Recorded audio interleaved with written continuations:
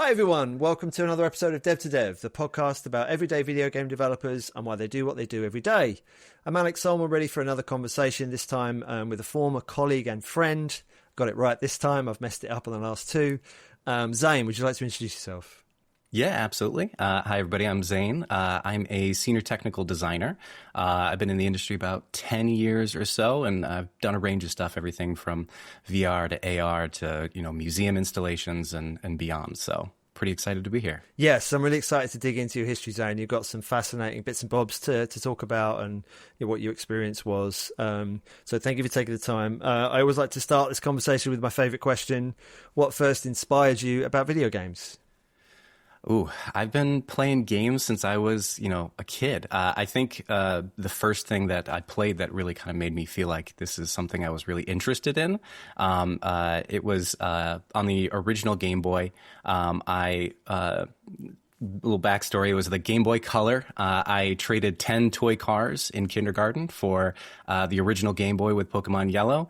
And Pokemon Yellow is kind of what hooked me from there on. And I've just been playing ever since, and I don't think I really knew it would be a career as so much as I knew I was obsessed with them, but eventually it did turn into one, so pretty early transition for me. Love that, and I'm going to say, heck of an exchange rate. 10 toy cars for a Game Boy and Pokemon Yellow. His mom was not happy, but I refused to give it back. So. Well done, sir. Well done. Okay, so Game Boy, Pokemon, kind of the thing that kickstarted you. Where did you grow up? Where was this kind of happening? Yeah, Bath, New York. So just a really, really small town. Not a lot of people there, and not a tech hub. No game studios or anything around there. But just small town. Small town America, I guess. Right. And so, growing up in a small town, fell in love with video games. What kind of age did you say that was? Kindergarten? That was kindergarten when I first started playing the Color there. Right. Okay. So nice and young, trying to, video games got hooked you really early. That's good. Yeah. So do you have any siblings? Did you grow up with any other gamers in the house? Yeah, I've got 3 siblings, all gamers. My older brother Eric he had the SNES, and he'd invite us over to play once in a while with him and his friends. So that was really big. And then my little brothers have been playing as well their entire lives. Okay, so big gaming family then, all gamers. Okay, and so sort of Game Boy, SNES, that kind of era was what piqued your interest. Was there anything particular about those games, or was it just games in general, just the interactivity? Games in general, I think. I had Tetris and everything as well. I think it's always the challenge of them that kind of hooks me. Narrative is always a lot of fun, and I've always enjoyed them, but it's kind of those minute-by-minute challenges that kind of draw me in personally, and kind of drive that addiction, kind of like the Balatro formula there, where you're kind of playing round by round, and that's kind of what hooks me more than any long-term effect, though I do love a narrative game. Right, interesting. So kind of the immediate challenge, trying to beat yourself, beat your score, trying to just get better and better is what drives you. Yeah. Almost like a gambling loop without any actual gambling, but kind of that immediate payoff, and you're like, oh, I think I could do better than that. I think I could beat that score. I got to try again. And then you lose hours into it, Right. So that has that always been the draw? Does that continue to be the draw now? Yeah, I still love those challenge games. I think I've in my advancing years, I've transitioned more into what I call a social gamer. The individual games matter less and less to me these days. They still got to be fun, but I usually find that I'm drawn to whatever I can play with other people. If that's couch co-op, if that's Tower Fall just with a couple friends that are sitting on the couch, or if that's the new Battlefield game or something like that. As long as I've got people to play with, I think that's become more of the draw for me in these days. Got it. Okay, that makes sense. Okay, so early kind of competition, challenge games, kind of things that on those early consoles getting you excited. Did you in those early years, did you ever think that you could make video games? Were you ever drawn to the actual production of video games, or was it just the playing? Just the playing. When I was a kid, it was always one of those things that all of your friends were talking about. Oh, I'm going to make video games when I grow up. And for me, that never really stuck as a possibility. Even when I went to college, I didn't think that was a career path. I had no clue what I was going to college for. But video games was never even on my radar as an option until I think almost my third year of college. And all of a sudden I was like, people do that. I could do that. So no, all through my childhood, it was mostly just a passion for playing that eventually turned into a career years and years down the road. Got it. Yeah, and so you went to Rochester Institute of Technology, correct? Yeah. Yep. I did a year at community college, a local Corning community college, where I just transitioned my program 3 times. Philosophy, mathematics, and then computer programming, because I had no clue what I wanted to do. And then after that first year, I transitioned to RIT. Right. Okay. And so you were there for programming. So programming had kind of drawn you, at the engineering side had kind of drawn you in at some point? Well, actually, when I started at RIT, my first 3 years or 2.5 years at RIT were actually for a robotics electrical engineering program. I didn't even know that. It wasn't until I was halfway through my program at RIT that I was like, oh, they have a game design program. And it kind of encapsulates that coding that I love. Because I didn't know I liked to program until I got into that robotics program. And we're doing more like chip development and stuff. And then in the third year or second year, they had us start to dive into like actual programming languages to design the chips. And I'm like, no, this is my thing. I really, really enjoy this. And then I realized I didn't really enjoy robotics as much. It was too small scale, and you don't really see the payoff for what you're working on very quick. It takes a long time to develop the tech. And then you turn around and I think for one of my classes as a demo, I made like a little ASCII command-lined Monster Hunter game. And I was like, no, if I could do this for a career, that's the way to go. Right, that's fascinating. So you didn't really have any programming sort of desires until you stumbled across it on a different course, and what was it about engineering that drew you in so quickly? Problem solving. I think it's the same thing that draws me into playing games. Is the same thing that draws me into any type of tech development or developing video games. Is pretty much always just problem solving, whether that's solving a design problem to make something fun or just solving a coding problem or debugging. Problem solving is kind of my go-to answer for that. It's always, whenever I'm doing interviews, I'll be like, this is the cheesiest answer ever, but the property and what I'm working on is important, but the bigger thing is it's just got to have dynamic problems to work on. And that's what drew me to engineering without a doubt. Yeah. Interesting. So problem solving, and also I'm guessing here, having the tools to solve them, right? Because engineering is like there's a problem, I directly execute the code to solve that problem kind of thing. There's a one-to-one relationship there. Yeah, absolutely. And I think in games even more so, you see that result immediately. You can run and see like, did I solve the problem, or is it still there? You can see that result instantly. So it was just kind of that natural evolution from, an engineering focused background to, getting into something that is visual, and you can see people play and you can solve those problems immediately. Right. Got it. That makes sense. So you see the challenge, you figure out a solution, you solve it, it happens in front of you, and then you move on to the next one. That makes a lot of sense. And so you stumble across a game design course whilst doing something else, and I'm guessing it's that you were like, as a gamer, that was just immediately like, that sounds fun, I want to do that. It did. I didn't think it was going to happen. The RIT game dev program was pretty strict, and that was for like new students. So transfer students within the college were also, I think, only like 3 or 4 made it over that year for like a transfer from another program. But I didn't think it was going to happen, but I wanted to take that shot. So that semester I learned like 3 new programming languages. I made a portfolio of like 5 really, really bad games. But just to show off that I was willing to learn and kind of jump into all these different things, and they loved it. And I was able to transfer over. And I think I started in my second semester of my third year. And I finished a 4-year program, I think in like 2 years. So it was quite the rush. Yeah. And I guess you must have taken to it like a duck to water then to kind of be able to complete it that quickly. It just clicked with you right away.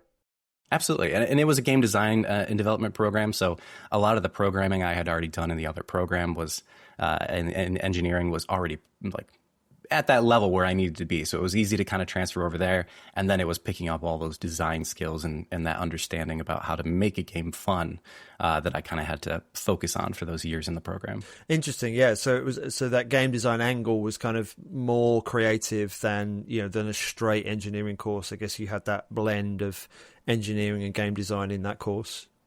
Yeah, it was both. They really wanted to focus on making sure you had those technical skills, but then there was entire classes on game design and coming up with, game docs and pitches, and then coming up with final deliveries for games that were fun, and you'd get evaluated on that. But then you had to do all that implementation yourself to prove that you also knew how to use an engine or to code or anything like that. Wow, yeah, very technical course. That sounds like fun. And so from there, out of college, how did you transition? I mean, I guess during college there was quite a lot of overlap with co-designing some other projects and working on. I want to just dig into a little bit the Association of Blind and Visually Impaired project you worked on, the Labyrinth. Like, how did that come about? Yeah, that was a student project, something we were just working on where we, the RIT has a very diverse community. We have a lot of deaf or blind students. So we wanted to set up a game that could be played by students that were visually impaired. And so that was a lot of just audioscaping, trying to make sure an audio-based world was something that could be navigable. So a lot of that was just text-based prompts, but also trying to use that kind of three-dimensional audio just to make an environment. I think it was a dungeon we were working on. So like cueing audio like, oh, there's a trap springing to your right, or you hear a monster off to your left in the distance. So just a lot of that kind of stuff. It was very student-led. We had a voice actor that was another student to kind of narrate the whole thing. A lot of fun, but it was a very unique project that we worked on. Got it. Interesting. And a real convergence there of design and programming then, yeah? Like you're really trying to solve... That's a tricky game design problem to solve, to create mechanics for the... So really interesting how that must have really pushed your game design and implementation skills.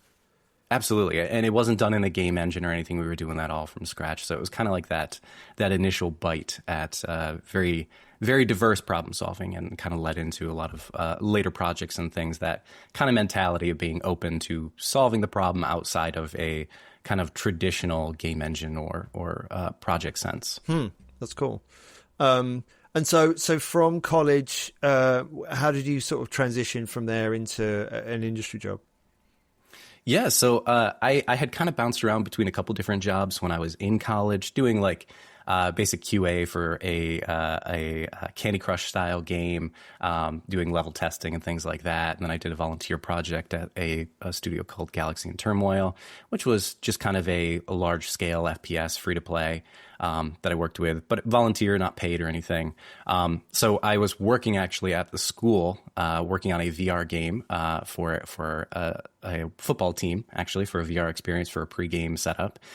When a friend of mine who was working at a local game studio, one of the only local game studios called Workin' Man, he was working there, and he had come in to visit some friends because he had just graduated the year before.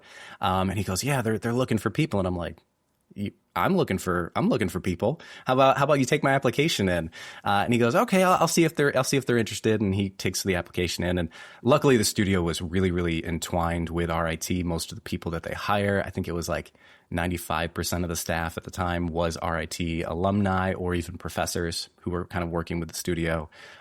So it was a pretty, honestly, in the state of the industry, it was a pretty easy interview. Things went really, really well. I walked in, I did one interview with them.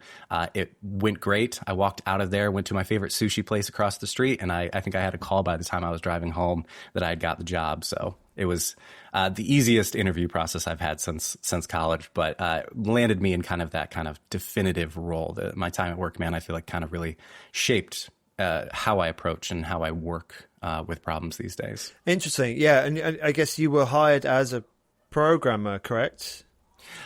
Workman is kind of unique, which is one of the selling points for me, is that they didn't have programmer or designer roles. They only had a developer role, and that meant that you were doing both.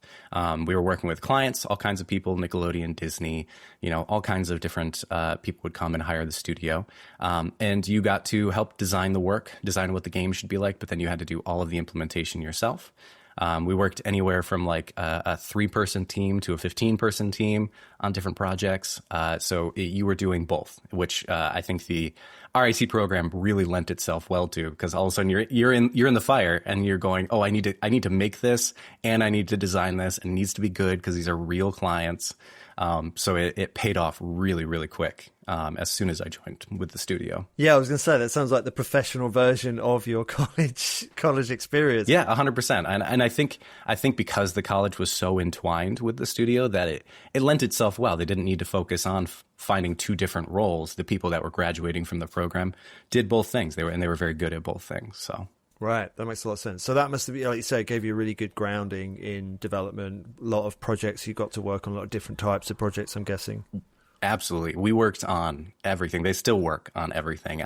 You would spend 1 week, you're working on like a Barbie title for a major studio, and then the next week you're working with a local museum to set up a fish tank experiment where like kids can interact with it, and then they install it in the actual museum itself. And then the next week you're working on, unfortunately, a crypto game, and it's just a lot of experience. So you're bouncing between, you're not really using too much of a game engine. Sometimes we'd use Unity, but other times you're building stuff from scratch, or you're making a web game, or you're building things kind of in the moment as you need them. And I think that kind of approach built this mentality, I think, for everyone who's worked there, that there's always a solution to the problem. You just need to find it, and you can find it. You need to have that kind of confidence in your approach. And I think having to do that, I think I did over 24 projects with them. Having to do it that many times, all of a sudden you're like, there's no problem that's going to stress you out, because you've been on those stressful projects. So like you just have this approach of knowing that you can find the answer. You just need to take a breath, and you'll make it through it.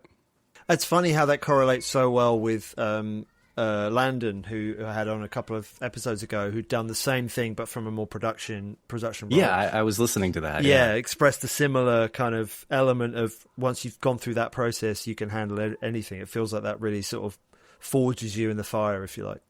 Absolutely. I think my time at Working Man was more, not in a negative way, but like that higher stress environment where we'd spend a lot of time, there were late nights where we'd have a project that was due the next morning, and 2 or 3 of us were in the office until like 8, 9 p.m., maybe midnight. We'd order food, but you're like heads down, grinding at this, trying to solve these problems, because there's no one to assist. There's no Unreal Engine support group that you can reach out to or anything. So you were pretty much that last line figuring it out. And then you go to these big AAA studios, and they have their own problems, but they're much more organized. They have entire support staff. They have producers. We didn't have any production at Working Man outside of like a project manager. And you realize, things are much calmer in some ways and much worse in other ways, or much different in other ways. So it's definitely kind of built a lot of callus on that stress response. You don't really stress as much when you've already been through pretty much, the worst that the industry has to offer as far as those late nights, that crunch. You're ready for pretty much anything at that point. That explains a lot, Zane, from working with you for several years. You were the chillest, one of the most chill, most level-headed people I've ever worked with. So it makes a lot of sense that now I understand that, forging that you were there like 5 years, weren't you? 5 years, yeah. Yep. And I loved it. I whatever I'm saying about, how stressful it was, the people I worked with there are still some of my my favorite folks I've ever worked with. It truly was. It's a cliche to say they're like family when you're working at a company, but it was a small studio. Every day after work, we'd all kind of cluster into the back, and we'd play Super Smash Bros. Together. To the point where we'd get done at 5 and we'd be there until like 7 p.m. And my wife would be like, "Hey, are we having dinner?" And I'd be like, "I swear I'm on my way home. I was on a streak. I was winning. I had to stay." They phenomenal people, phenomenal management, and a fantastic studio. So as hard as it was, and as callous building as it was to that stress response, I would not trade that away at all. Yeah, I think that's a really important part of being a game developer sometimes, right? Not every studio, not every studio is like you say, many of the big studios, it's kind of difficult for that to happen. But in the really small studios, however it works out, that camaraderie you can grow, and that time that you want to spend together in the trenches building stuff afterwards, relaxing and calming down after an intense period is very, very, very meaningful, both as a person and as a colleague and as an employee. Yeah. Okay. So from there you moved on to Lost Boys, correct? I did. Yeah. I think it was just 5 years at Working Man. I had reached a point where I wanted to just kind of experiment and try something new, to work with bigger teams, because that was the thing about Working Man is maximum size was 10 to 15 for an individual project. But other times I'd be working on 3 projects at the same time, but each team is only 3 to 4 people, so a bit small. So I kind of wanted to expand and grow into, that bigger team dynamic, get that experience, and switch things up. So yeah, I ended up searching around. Lost Boys was expanding at the time, so they were looking to fill lots of spots. And I kind of, I feel like I always tell my wife, I just snuck in at the right time. They had a door open and I'm just kind of like stepping around the corner. They didn't notice me. And yeah, it was another fantastic team that I worked on a couple different things while I was with them, but in particular, the first project I worked was a very close-knit team. They were always on Discord together. Throughout the day, we were always in the Discord call, 8 hours, and people would drop in and out, but you're always chatting. So a fantastic transition from that very in-person studio of Working Man to my first full-time remote position with Lost Boys. Right, yeah, that's what I was going to ask you. That was a remote role. So yeah, like you say, that transition, trying to build those bridges and be that, build that camaraderie was challenging, but it sounds like you found the right team to do that. Yeah. Absolutely. And Working Man, I was with Working Man through the COVID era. So we were in person for probably the first 3.5 years of my time with the studio. And then we walked in one day and I saw people carrying out their computers and I was like, what's going on? And my boss, Keith, he's like, well, grab your computer. We're all working from home he goes, it'll probably only be a week or two. And I'm like, okay, I 2 weeks working from home, I'll take it. And then that turned into 1.5 years of, working from home. I think we started going back into the office once or twice a week, but not really a requirement. So I had made that transition to remote. That studio, Working Man wasn't as used to it. So it was a growing pain type of thing. But then when we jumped to Lost Boys, they were set up as a remote first studio and they were ready to go. And, they had a really great setup with different Discord servers for the different teams so you could interact with each other.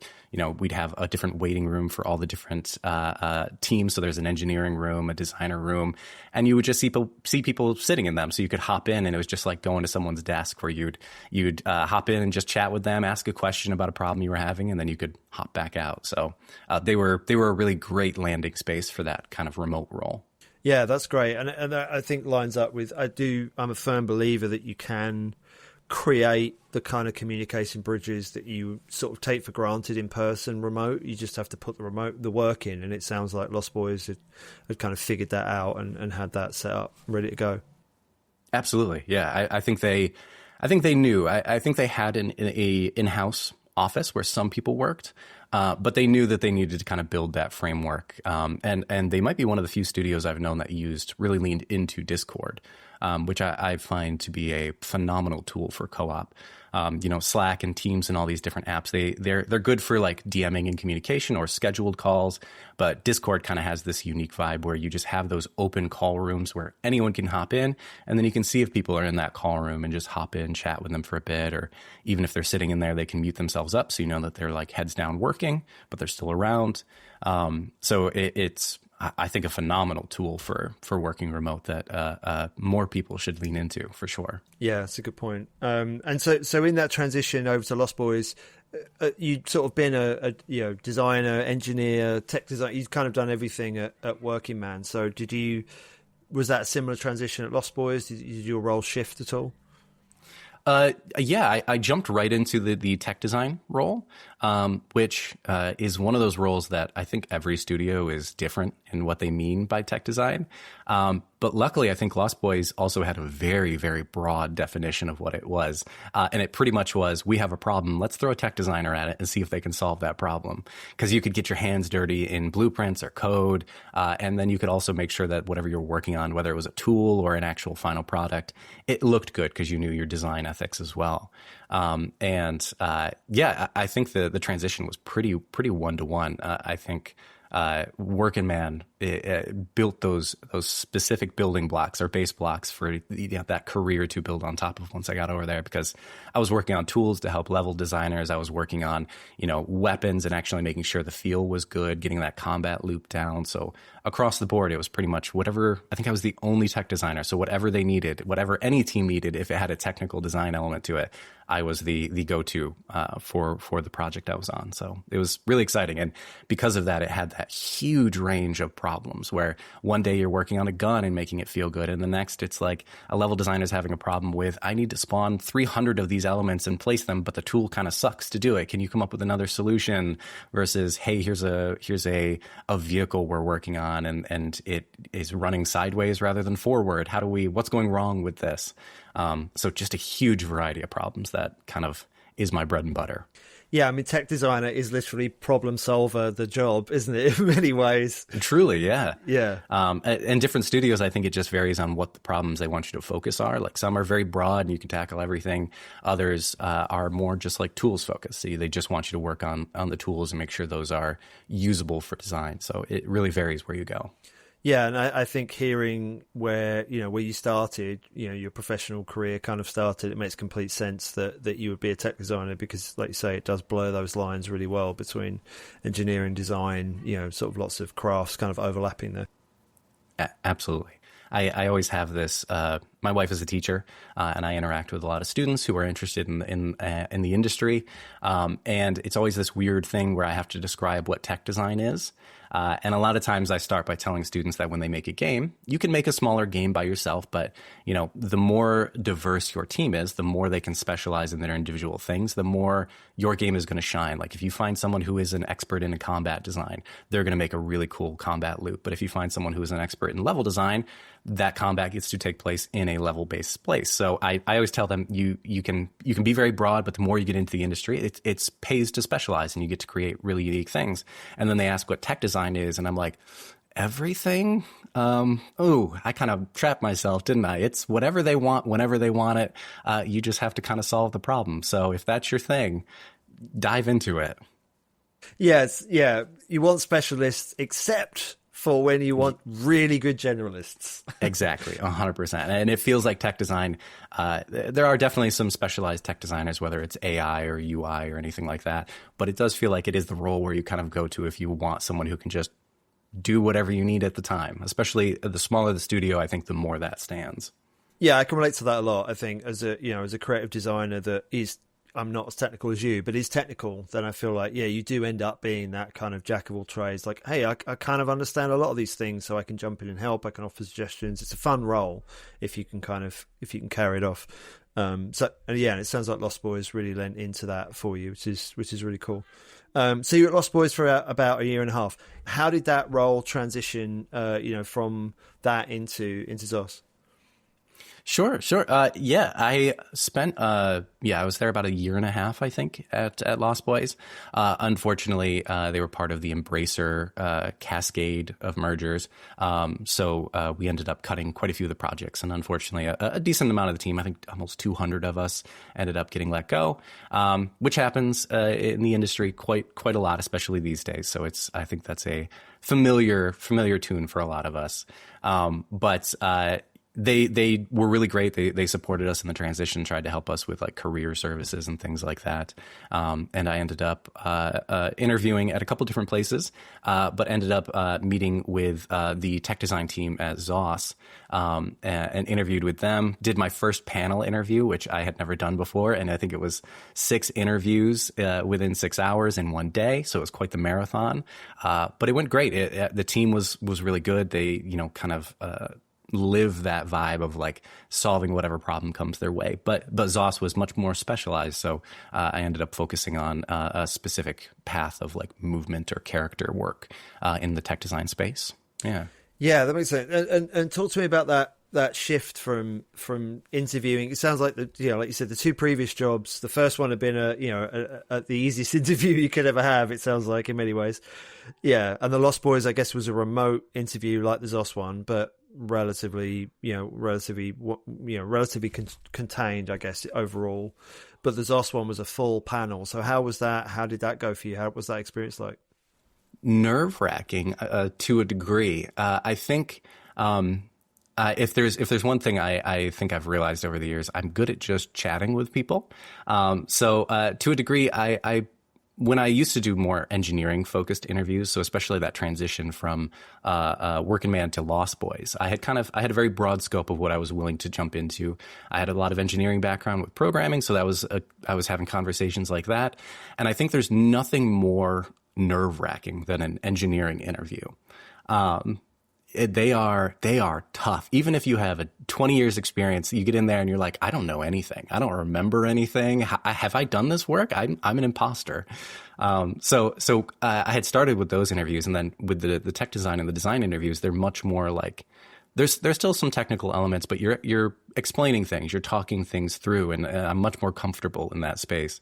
So while there is a element of nerves, I think a lot of times when I approach a interview, my goal is to just get people off topic. If I can successfully get someone off topic, then I feel like I've done well, because that means they were willing to just chat. So the example I always use is a friend of mine, Jeff, he was interviewing me for Lost Boys, and he had his background as one of his carnivorous plants, like a Venus flytrap thing.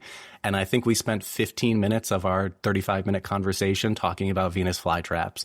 And I had a call back like immediately after that. So the nerves have definitely died down over the years. They're never gone. But they feel more like conversations. But a tech panel interview throws all that out the window, because you're answering real questions, like hard questions or problems that the team is trying to solve at the time, and they want to see if you have a unique perspective. And then it's 5 hours of that throughout the day, and it's a lot. It wears you down, especially to get to the last one. I think the last one was with the tech director, Cliff, who's phenomenal. But by that point, your brain is like soup, and he's asking some decent questions, and you're like your eyes twitching a little bit, and you're trying to like make sure you're still coherent. So it was a huge ramp up. I think every interview I've had since leaving college, every time, like, group of interviews get harder. They just get more substantial, I think would be the better term, rather than harder. There's more to prove, more to talk about, more to like discuss every time you get back into the interview pool. Yeah, and yeah, of course, the evolution of the technology, the evolution of languages, or whatever, depending on that gap. Yeah, I guess I've never thought. I mean, I've always been terrified of engineering interviews. I think I would fail. I remember once I went to a studio and they thought I was interviewing for an engineer, and the first person that came in asked me questions, and I just sort of blinked at them and went, "Are you interviewing the right person?" Because they were asking me. I was like, "That's engineer. I don't know that." But it feels like that. Go on, sorry. I think that response is also the response you get even if you're in the right interview. Every time I've gotten into an engineering interview, they'll ask me something simple like, what's a class in C#? And I'm like, I've never heard of a class. What are you talking about? I'm going to leave. I'm going to let myself out. They're always nerve-wracking. Yeah, I can imagine. And I would imagine in the tech design role, there's a chance. I think designer interviews tend to be a little bit more about personality, right? Who you are as a person, and a little bit of creative riffing, hopefully, right? Can you design? Do you know the basics? Can you get people excited about stuff? I would imagine, and obviously engineering feel like the opposite end. They're like hard skills, right? You've got to be, yes, it's personality, of course, but a lot of it is hard skills. Do you have the chops to actually be an engineer here? I would imagine tech design could almost be both, which is terrifying. And you never know which it's going to be. Yeah. Especially you get into a panel interview, you're always like, I have no idea if they're going to ask me hard questions. Like, I think they kind of divided those panel interviews between like different departments as ZOS. So you kind of bounce between, I know I'm going to talk to 2 engineers, but how much do they expect me to know about this? I've had interviews more recently that are way more technically inclined when you get into those engineering interviews, where they want to know that you can speak their language, that you can interact and pick up the ball if you need to on more simple engineering solutions, so that the engineering team doesn't need to get into it. So, but you never know what you're going to get. It's always kind of a grab bag, and where sometimes you do get those designer questions, which I'm not saying are easier, but it's more of like, it's a process thing. Like, they want to know how your brain thinks, how you work, how you approach things, and how well you can communicate those, versus you get into those engineering questions and you're like, they want specific solutions. There's a right answer here that you need to give. And you're like, oh no, brain just shuts down. Yes. Yeah. I can imagine that's terrifying. And have you found, kind of over your time as a tech designer, have you found that threshold for the level of engineering that you need to change, to have gone up, gone down? Like you say, is it kind of studio specific? Is it time specific? Like, have you experienced any of that? Yeah, it really is studio specific. And obviously the role that you're going for, like, you know, I fall pretty fairly into the senior tech designer role right now, but I've had interviews for like principal roles, trying to, you know, just move up that ladder a little bit. And they do get more complicated where they want to make sure you know that process. But yeah, like we said, some studios really want you to be able to code and to be able to jump in and do some C++ work if you need to. Simpler stuff than an engineer, but they want to make sure you can do both.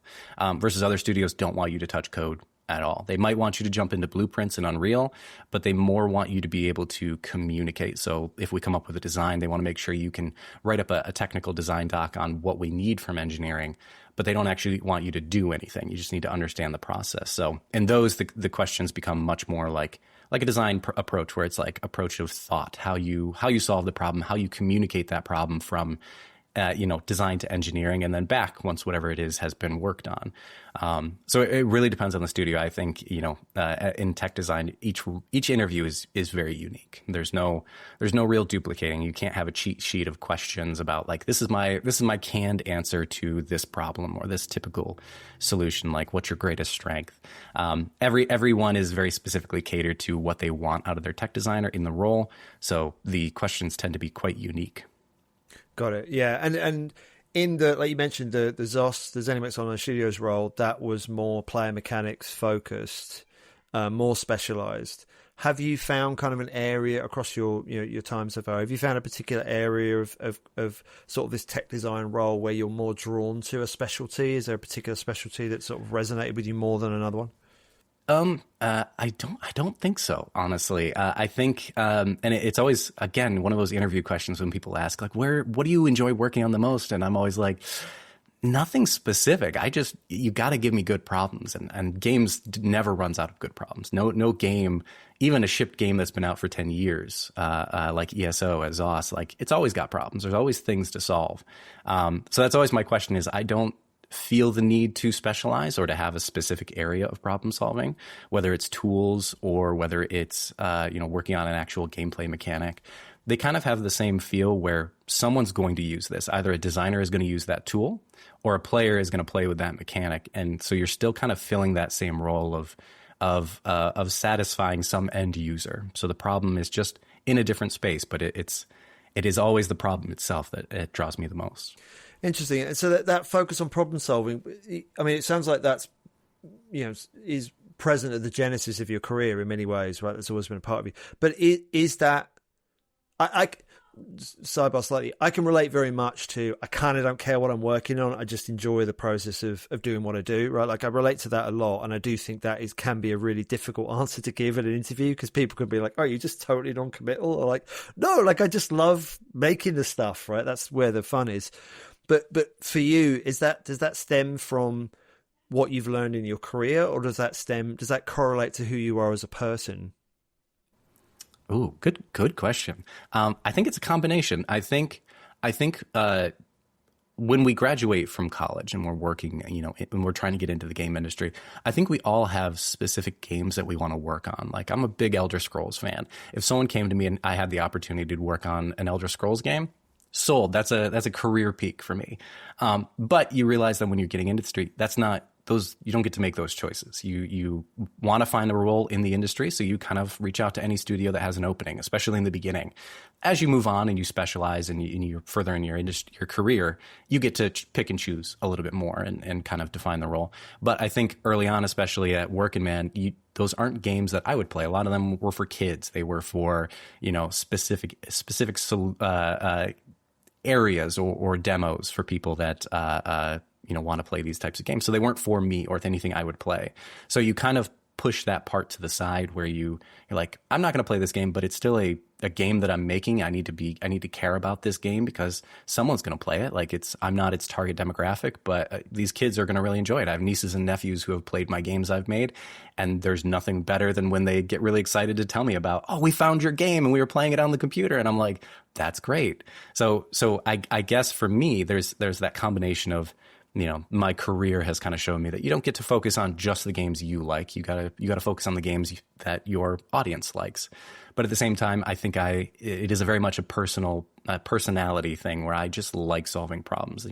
I'm big into woodworking. I'm big into, housework. I'm big into all kinds of things that just require very unique solutions, and solving the problem is just, I think, the enjoyment I get out of it. So it's a good combination of both, where the career has been shaped by the fact that I'm not targeting a specific type of game, but I can do that because I still enjoy everything I work on as long as it's challenging. Yeah, interesting. So the problem solver is Zane, and sort of where you focus it has been the career, it sounds like. Yeah. And where does that problem solving originate from? Where do you think, is that from in your DNA, right? Is that something, could you point to an area where you feel like that problem solving really, really showed itself and became, who you are? 100%. And it's my dad. My dad is a do-it-yourself kind of guy, to the point where literally anything he thinks he can do, or anything he wants to do, he thinks he can do it and will do it. And I think he kind of instilled in my brothers and I that the only thing that stops you from solving a problem or coming up with a solution is yourself. If you don't think you have the confidence to do it, or if you don't think you have the knowledge to do it and you don't have that confidence, then there's nothing to work with. You don't have that starter spark to get things rolling. So, but if you approach a problem and you're like, I can solve this, I can figure this out, then you will. You'll at least have the confidence to keep moving forward. For him, he's a much more hands-on worker. He works with cars and construction and electronics and all kinds of stuff. He's a very hands-on guy. And for me, that turned into especially programming when I first got into college. Like you approach, you're like, I can solve this. It might take time, but it's not like this is beyond what I can do. And I think that carries into every part of my life, as far as traveling or meeting people or, kind of putting yourself out there. You just got to have that kind of confidence to kick the ball rolling, and you go from there. And I think that's where that problem solving comes from. There's never a problem that's going to stress me out because there's a solution somewhere. I just need to find it and dedicate a little time. But it all starts with confidence in knowing that you can. And I very much credit him with kind of instilling that in all of us as kids. I love that. And when you combine that with what you were saying about Working Man being, a cauldron that kind of, a forge that fired you, if you like, that seems like a wicked combination to make you a really powerful developer. It was very fortuitous, I think. When I was at Workman, I worked on a local company that did AR glasses, and I developed a game for AR glasses. That was like a miner, like you build a mining colony, and it's kind of like a cookie clicker thing. So, for that to a Barbie game to, crypto, we were all over the board just working with whoever. And I think those two things really combined into setting up a good foundation for the rest of the career that I've had. Yeah, that makes sense. And you mentioned, AR there. I know, across your career, you've worked on sort of VR and AR, which again have very unique problems. So I'm guessing those were very interesting areas to work in as well. Absolutely. And especially when I started working in VR back in college, it was pretty new. They had the Vive and the original Oculus, but the space was still relatively unexplored. When we started, it wasn't even common knowledge that you should have like a frame of reference if you were moving the player. So like being in a vehicle is going to make you less motion sickness, or less motion sick because you can see the frame of the vehicle around you, versus if I'm just grabbing a player and moving them through the sky in VR, there's no frame there's no grounding element. So we had to discover all of that stuff, when we were making these games. And we made a lot of mistakes when we were making those games that we know better now. But, you're kind of on that ground floor of building what this is. And with the AR goggles, those don't even have a platform for building or developing on. So you had to do like raw Android apps from scratch in order to make anything show up on them. So just across the board, there was so many different solutions we had to approach. Yeah, and that to me feels like a big reason why VR and AR has kind of at least been moderately successful this time around, because it feels like, people like yourself have been so drawn to, but this is a whole new problem set that we have to solve. And we've got such technology that we can build our own games, we can build our own engines, we can build our own tech, we can solve them quickly or try and solve them quickly, which has sort of it feels like it's led to a lot more software and a lot more forward progress than maybe we've had before. Absolutely. I think, and we've got new VR headsets coming out all the time. Steam just announced their new one. And AR, I think, is personally, it's a space where I think we have enormous potential. I think VR is one of those things where it lends itself very well to games, but you still have to put that headset on and you're immersed in this other world versus an AR headset. You can just put that game into the real world. You can have Mario coins when you're running down the street and you're still interacting with the real world, but you kind of build a game on top of it. So both fascinating spaces, but I'm very excited to see AR kind of flourish into something larger. Yeah, that's cool. I want to ask you a very specific question about a very specific time at ZOS that I think relates to the challenge of being a developer, kind of joining a team. And so when you joined ZOS, working as a tech designer on the player mechanics, you came into a space that was owned by another very technical designer. And that's quite challenging, right? It's quite challenging to sort of come in and try and sort of carve your own piece out of that and not. And I think you did it, you and that designer in question, Cole, did a fantastic job of kind of figuring that space. Talk to me about what that was like to kind of join a team that was already rolling and to sort of carve your own niche. It was a very unique, not problem, but a very unique situation to find yourself in, because you're right. Cole, the designer who was on there, was technically not a technical designer. He was a senior designer, had a level design background and everything, but he's so technical. He had been on the project for so long that he knows how everything works. He's the one who set up everything in the technical space ahead of time. So it was quite there was a bit of a conflict on that front, like a very friendly conflict, trying to figure out where we divide that line. And I'd say even for the first year of working together, there was still a bit of a gray area where we had specific things that we knew we were the person for. If it's a tools thing, we know I'm doing that. If it's like a level design feedback or something like that, that's very much Cole for those movement metrics and things. But then there's all that gray area in between, like who responds when someone asks a question. Even if it's slightly technical, Cole still knows all that stuff. But do I respond first? Am I stepping on Cole's toes if I respond first? So it took us a while to figure that out. And I think in the end, we just sat down and we had a conversation and we just made a doc. And we're like, here are all the things that are specifically in your category, and here are all the things that are specifically in mine. If anyone asks us questions on those, we are going to be the person who responds. And then we know we're not stepping on someone else's toes. But then we still had that middle column where it's like, here's all of our gray area stuff where we both know just as much as the other person about this. So whoever gets to it first or answers a question or has this approach, we're not stepping on toes. We are just putting our best foot forward, responding as quick as we can. And I think once we laid out that doc of like, just to solidify in both of our minds what to do or how to respond, it made things so much easier. We had a clear framework to go off of. We knew we weren't I was always concerned about stepping on Cole's toes because he had been the face of our team for so long before I got there, that I never wanted to be like, oh, I'm going to bat Cole aside here. I'm going to take the limelight. I'm going to answer these questions. So it just, even if it was never like an actual personality conflict, because I think Cole is one of my favorite people I've ever worked with, and one of the nicest people too, like just such a good guy.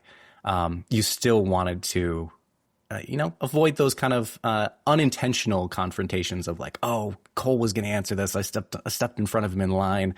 So having that framework, I think, helped us a ton. But it took a while to get there. And I think it was a problem neither of us had really run into before, because I think our roles were also very broadly defined. We weren't given specific things. I think for ZOS, tech designers are tools designers, versus my role on the team was not. I helped with the tool design, but usually I would hand it off to another tech designer.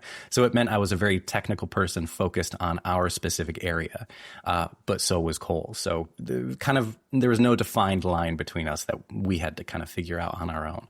But I think after that meeting we had, everything kind of smoothed out, I think, really, really well. Yeah, and I think, as generalists, which I think in many ways both you and Zane and Cole, and I think tech designers can be, I think navigating that space speaks to a lot of who you both are as people, right? Because it's very easy for someone to come into that role and go and grab a load of stuff and go, "This is mine. I'm doing this now," and ruffle feathers, and I think that's a difficult challenge on these larger teams, especially if you come from smaller spaces where wearing many hats, and like whoever gets to it just does it because we're, that's kind of where we are. A finger in every pie. Exactly, yeah. Navigating that space in a large team and that transition from doing that to a large team is really tough. And I think you guys did a phenomenal job because it's a hard thing to do. Yeah, I think the further you move up that ladder, especially into a role like you have, where you're a director, you're kind of, if you're stepping into a new studio, you have all these people you're looking over. But even at a lower level, when you start to move from like a junior to a mid to a senior to a principal, the further up that ladder you go, when you're brought into a pre-existing team, there is an element of you want to be able to grab what you need to work on and work on it. But there's other people who either have more seniority, or if they're lower than you don't want to make them feel like you're taking away their lunch, this thing they're super excited for. So it's always a process trying to integrate yourself into a team and make sure things go smooth. And I imagine that gets significantly more difficult the further up that ladder you go.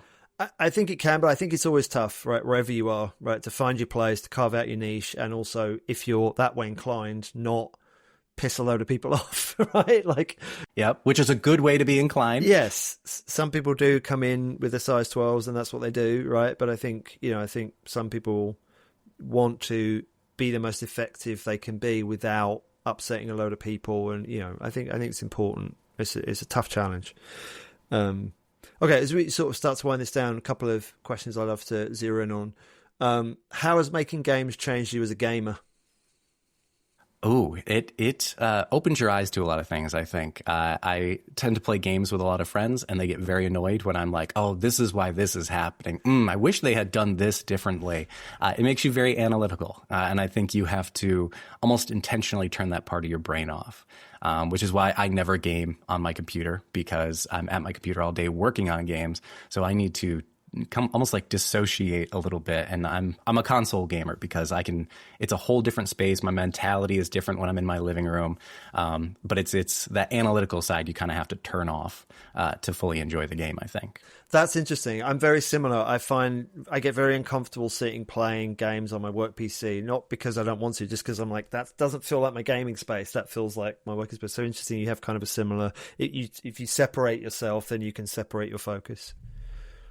Yeah. Yep. I can't work. You're at your computer all day, playing games. It doesn't feel relaxing really to stay at your work computer and play games. So I need to go down and sit on my console. I'm very excited for the Steam machine because it means I can take all my computer games with me down to my TV. I have a hard line between the two. My friends don't understand why I don't play PC games at my computer a lot. And I have to explain this to them rather frequently. Got it. That makes sense. And how has being a game developer changed you as a human? I think in game design we are very lucky in the type of role we have, because even if it's not the genre we like, or specifically play ourselves, it's still a very creative and I want to say happy industry. We are working on entertainment versus, working in education or anything. Like there's an element to what we do that is difficult work, but it is fun work. And I think that if anything, only bolsters your creative elements in the rest of your life, but also kind of a happiness element. We don't need to, there's turmoil in our industry, but day to day, the work can be stressful, but we know we're working on something fun. We know we're working on something that a lot of people will enjoy. And I think that's just an overall peace of mind that you get from this career that you might not get in a lot of other careers. Not that those aren't rewarding in their own way, but I think it's a very different experience to work in the creative industries. Interesting. So it kind of, the fun nature of, to use that word, the fun nature of it kind of gives you peace, right? Gives you happiness in, what you're doing is fun, and therefore it feeds back into you as your everyday life as, hey, this is a fun role. Fun job. Yeah, it's almost like a sense of wellness, I think. You're still challenging yourself, still like expanding your mind and your creative talents and things, but you're doing so in a space where, I think in my 10-year career almost, I've only had like one coworker that I really had any kind of confrontation with or butted heads with. For the most part, our our career or our industry is filled with people who are very open and accepting and creative and just pleasant people to be around. And I think that it speaks to an element of wellness that comes with working in this industry. There are unwell elements. Getting laid off is hard for everybody, and that has become more and more a part of our industry. But I think when you have that role, there's something very unique and special about it. Yeah, agreed. And last question, you mentioned, siblings that were gamers. You mentioned your dad that was very much a problem solver. Like, how does your family relate to your career, your profession?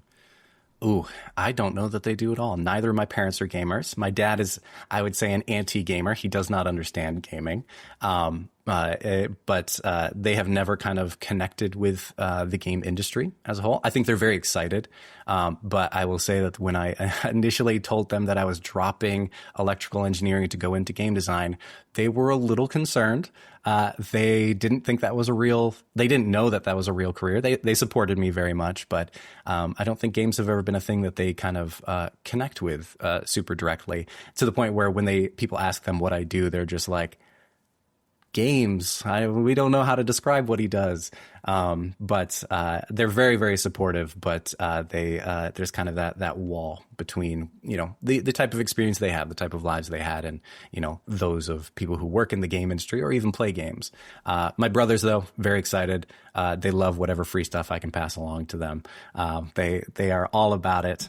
And they play a lot of the games. I'll force them to play any game that I've worked on, or their kids. If I have a niece or a nephew who is in that age bracket for a game I've made, I will force them to play it. Same for any buddies I have. Anything that I get published, they get a free copy of it, or I force them to play it. So kind of that balance. The younger generation of my family and friends, very much on board and connected. My parents, supportive, but from afar. And then your wife, does she play games? You mentioned she's in education. Does she relate to you? She plays when I can convince her to. She used to play some Call of Duty and things like that. But nowadays we do like Pico Park or those kind of friendly not family games, but like problem solving. We do a lot of Overcooked and Overcooked 2, where we just sit on the couch and yell at each other and scream chef at each other a lot. So those are the type of games she gets into, where they're very much like myself. They're social games or Mario Party, those kind of things. So that's kind of her sphere of gaming, but nothing too like no AAA games or any competitive stuff. Got it. Okay. Well, thank you, Zane. I appreciate your time. It's good to get to know you. We worked together for a while, but these conversations always help me understand and often make me go, that explains so much about, the experience of working with you. And thank you for your time. Absolutely. Thank you for having me on. I really appreciate it. Yay.